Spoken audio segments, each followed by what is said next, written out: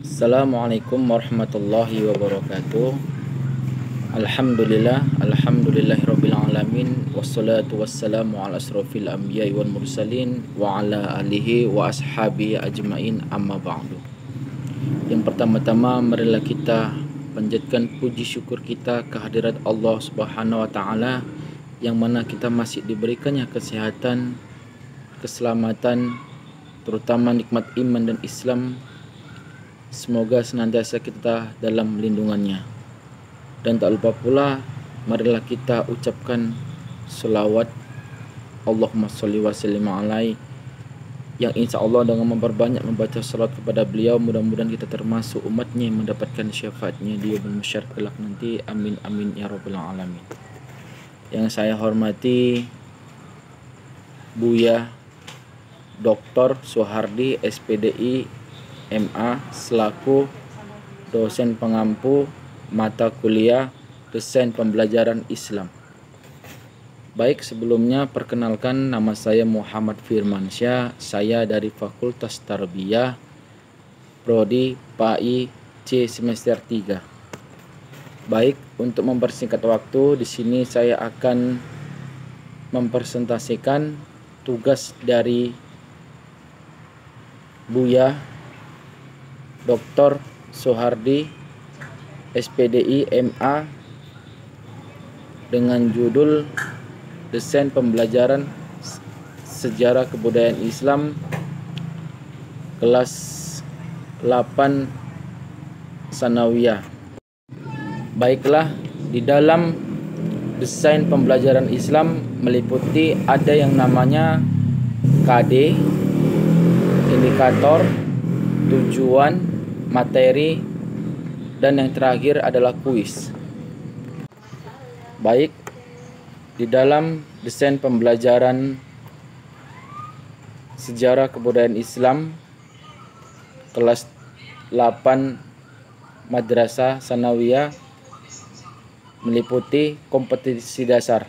Yang pertama yaitu menerima dan menjalankan ajaran agama yang dianutnya.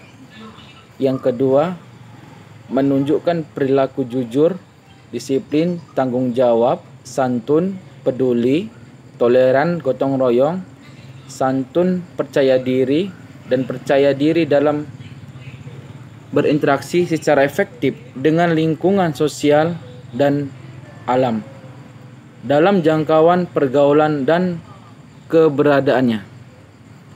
Yang ketiga, memahami pengetahuan faktual, konseptual, dan prosedural dengan cara mengamati, mendengar, melihat, membaca berdasarkan rasa ingin tahu tentang ilmu pengetahuan, teknologi, seni, dan budaya terkait fenomena dan kejadian tampak mata.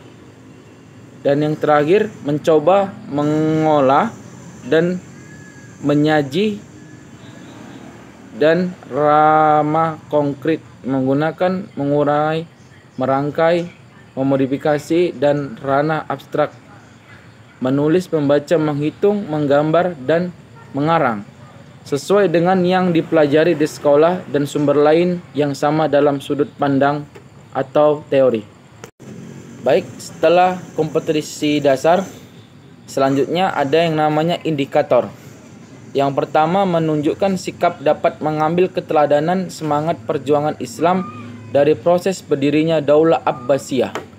Yang kedua, menunjukkan sikap menghayati nilai-nilai Islam dari perkembangan peradaban Islam masa Daulah Abbasiyah.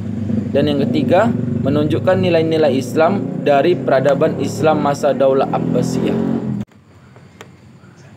Setelah indikator, juga ada yang namanya tujuan, yaitu yang pertama, siswa dapat mengidentifikasi sejarah berdirinya Daulah Abbasiyah.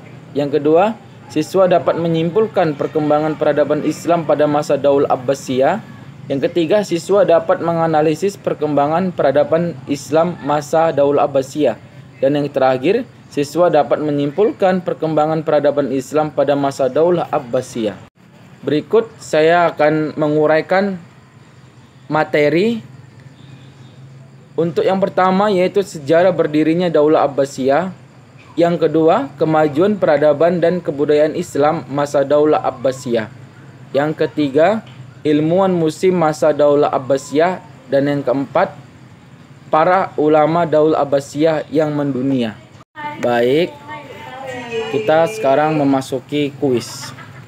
Yang pertama, kapan sejarahnya berdiri dinasti Abbasiyah? Jawabannya, berdirinya dinasti Abbasiyah mulai tahun 750 Masehi sampai dengan 1258 Masehi.